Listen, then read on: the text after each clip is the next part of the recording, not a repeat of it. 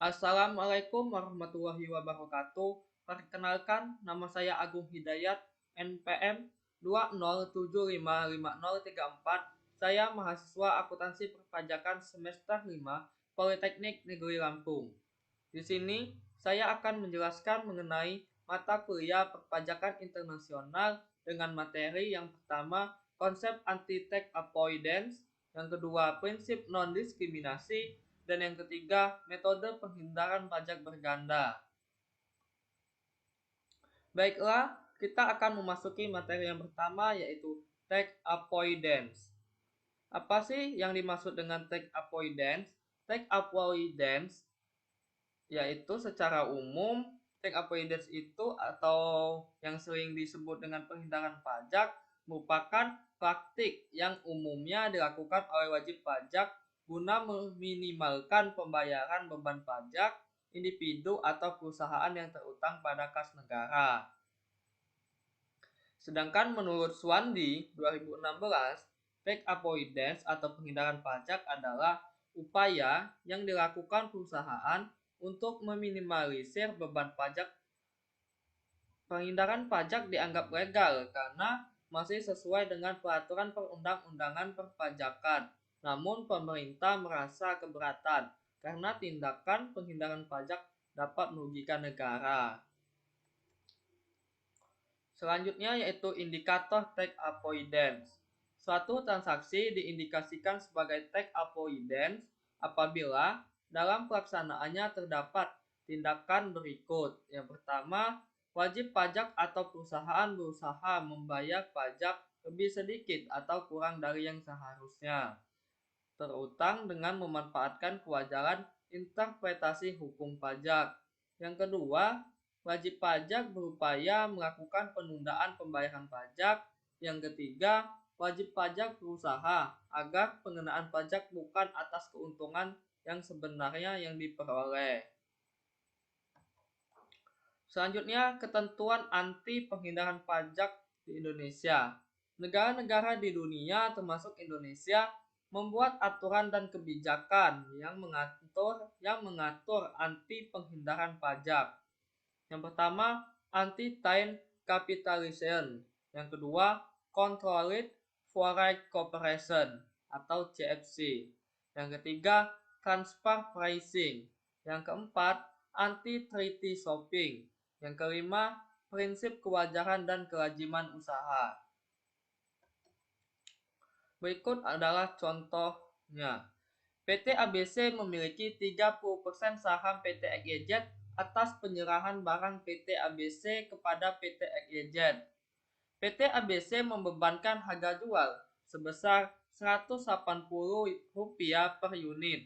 Berbeda dengan harga yang diperhitungkan atas penyerahan barang yang sama kepada PT KLM, di mana PT KLM ini tidak ada hubungan istimewa, yaitu sebesar Rp200 per unit. Dalam contoh tersebut, harga pasar sebanding atas barang yang sama adalah yang dijual kepada PT KLM yang tidak ada hubungan istimewa.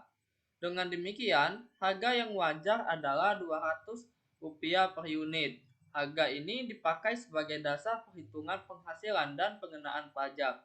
Jika PT ABC adalah pengusaha kena pajak atau PKP, maka ia harus menyetorkan kekurangan PPN-nya. Atas kekurangan tersebut dapat diterbitkan SKP. Dan PT ABC tidak boleh menerbitkan faktur pajak atas kekurangan tersebut, sehingga tidak merupakan kredit pajak bagi PT XYZ. Selanjutnya kita masuk ke materi yang kedua, yaitu prinsip non-diskriminasi. Prinsip non-diskriminasi yaitu tidak mengenakan perbedaan antara wajib pajak yang satu dengan wajib pajak yang lainnya, baik berdasarkan kebangsaan, kepercayaan maupun lainnya. Pasal yang terkait dengan prinsip non-diskriminasi, yaitu pasal 24 ayat 1, 2, dan 5 OECD memiliki formulasi yang sebanding satu dengan yang lainnya dan oleh karena itu akan dijelaskan secara bersamaan. Pasal 24 ayat 1 OECD Model mengatur tentang larangan untuk mengenakan pajak yang kurang menguntungkan atas dasar kewarganegaraan dari subjek pajak. Berdasarkan pasal 24 ayat 1 OECD Model, subjek pajak, misal subjek pajak A yang mempunyai status kewarganegaraan di negara asalnya, misal di negara A, tidak boleh dikenakan pajak secara lebih berat di negara lainnya. Sedangkan ketentuan pasal 24 ayat 5 OECD Model melarang suatu negara, misalnya negara A, mengenakan pajak yang kurang menguntungkan kepada suatu perusahaan, misalnya perusahaan B yang menjalankan kegiatan usaha di negara A, di mana perusahaan B tersebut dimiliki oleh subjek pajak dalam negeri negara C. Komentaris menegaskan bahwa prinsip non-diskriminasi ini ditujukan untuk enterprise atau perusahaan dan bukan untuk person yang memiliki atau mengendalikan perusahaan tersebut. Baiklah, kita akan memasuki materi yang ketiga, yaitu metode penghindaran pajak berganda. Penghindaran pajak berganda mempunyai suatu perjanjian, yaitu Perjanjian Penghindaran Pajak Berganda atau yang biasa disebut dengan P3B, merupakan perjanjian pajak antara dua negara yang mengatur hal-hal yang berkaitan dengan pembagian hak pemajakan atas penghasilan yang diperoleh atau diterima oleh penduduk dari salah satu kedua pihak dengan tujuan untuk meminimalisir terjadinya pengenaan pajak berganda dan untuk menarik investasi modal asing ke dalam negeri. P3B digunakan untuk menentukan alokasi dari hak pemajakan suatu transaksi yang terjadi di antara negara sumber dan negara domisili, di mana negara sumber adalah tempat sumber penghasilan berasal, dan negara domisili adalah negara dengan tempat wajib pajak tinggal menetap. Metode penghindaran pajak berganda. Yang berikut ini beberapa metode penghindaran pajak berganda. Yang pertama ada metode pengurangan pajak. Metode ini memandang bahwa penghasilan dari luar negeri merupakan objek pajak dan harus digabungkan dengan penghasilan di dalam negeri. Namun pajak yang telah dibayar oleh wajib pajak di luar negeri atas penghasilan dari luar negeri tersebut dapat dikurangkan dari jumlah pajak terutang yang harus dibayar di dalam negeri, di mana metode pengurangan pajak ini terdiri dari tiga metode. Yang pertama ada full tax credit method, atau seluruh pajak yang dibayar di luar negeri dapat dikreditkan dari jumlah pajak yang terutang atas seluruh penghasilan. Yang kedua ada metode ordinary tax credit method, di mana jumlah pajak yang dibayar di luar negeri dapat dikurangkan, tidak boleh melebihi jumlah pengurangan pajak yang dihitung berdasarkan undang-undang domestik. Yang terakhir ada metode tax sparing credit method, atau penghasilan dari negara sumber yang mendapatkan fasilitas pembebasan pajak atau tax holiday dianggap tetap terutang pajak di negara sumber. Untuk menghindari penghasilan tersebut dikenai pajak di dalam negeri atau negara domisili. Berikut merupakan contoh dari metode pengurangan pajak, di mana wajib pajak ABC merupakan penduduk negara X. Dalam tahun 2007 memperoleh penghasilan sebagai berikut. Penghasilan dari dalam negeri sebesar 100 juta, penghasilan dari luar negeri atau negara Y sebesar 50 juta, dengan penghasilan total 150 juta. Tarif PPh negara X yaitu 25% dan tarif PPh negara Y yaitu 30%. Perhitungan menggunakan full tax credit method.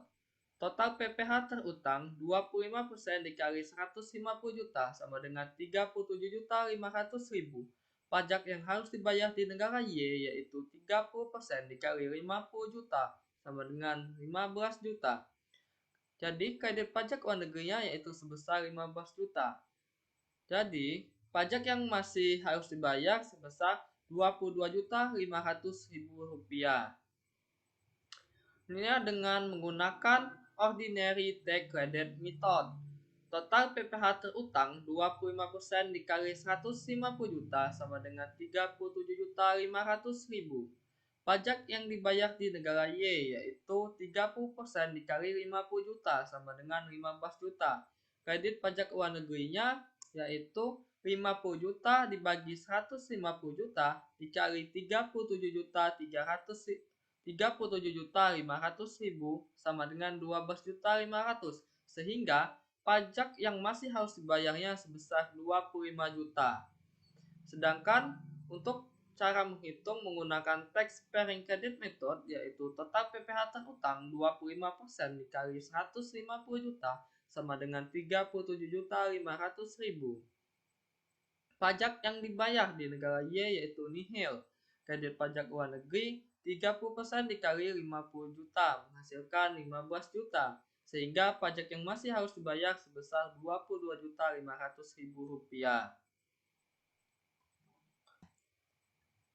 Selanjutnya yaitu metode yang kedua yaitu metode pembebasan pajak atau tax exemption method. Di mana metode ini dibedakan menjadi 4. Yang pertama, full exemption method. Menurut metode ini, penghasilan dari luar negeri bukan merupakan penghasilan yang dikenai pajak di dalam negeri. Yang kedua, tax exemption at the top. Menurut metode ini, penghasilan dari luar negeri tetap merupakan objek pajak di dalam negeri, namun terhadap penghasilan tersebut diberikan pembebasan pajak yang dihitung dimulai dari lapisan pajak tertinggi. Dan yang ketiga, tax exemption at the bottom. Menurut metode ini, penghasilan dari luar negeri tetap merupakan objek pajak di dalam negeri. Namun, terhadap penghasilan tersebut diberikan pembebasan pajak yang dihitung dimulai dari lapisan pajak terendah. Dan yang terakhir yaitu proportional tax exemption. Menurut metode ini, penghasilan dari luar negeri tetap merupakan objek pajak di dalam negeri. Namun, terhadap penghasilan tersebut diberikan pembebasan yang dihitung secara proporsional berdasarkan perbandingan antara penghasilan luar negeri dengan pajak yang terutang. Selanjutnya yaitu yang ketiga yaitu metode pembebanan pajak sebagai biaya atau tax deduction method. Metode ini memandang bahwa penghasilan dari luar negeri merupakan objek pajak dan harus digabungkan dengan penghasilan dari dalam negeri. Namun, pajak yang telah dibayar oleh wajib pajak luar negeri atas penghasilan dari luar negeri tersebut diperlakukan sebagai biaya untuk menghitung PPh terutang. Selanjutnya yaitu metode yang terakhir yaitu metode pengurangan tarif pajak atau tax rate reduction method. Metode ini juga menganggap penghasilan dari luar negeri merupakan objek pajak yang harus digabungkan dengan penghasilan dari dalam negeri. Namun, penghasilan dari luar negeri dikenakan tarif yang lebih rendah. Sebagai contohnya yaitu wajib pajak ABC merupakan penduduk negara X dalam tahun 2007 memperoleh penghasilan sebagai berikut. Dari dalam negeri sebesar 100 juta, dari luar negeri yaitu negara Y sebesar 50 juta, sehingga memperoleh penghasilan 150 juta. Negara X tarif pajak 25%, untuk menghasilkan dari luar negeri diberikan pengurangan 25%. Tarif PPh negara Y 30%. Sehingga PPh terutang dari penghasilan dalam negeri 25% dikali 100 juta sama dengan 25 juta.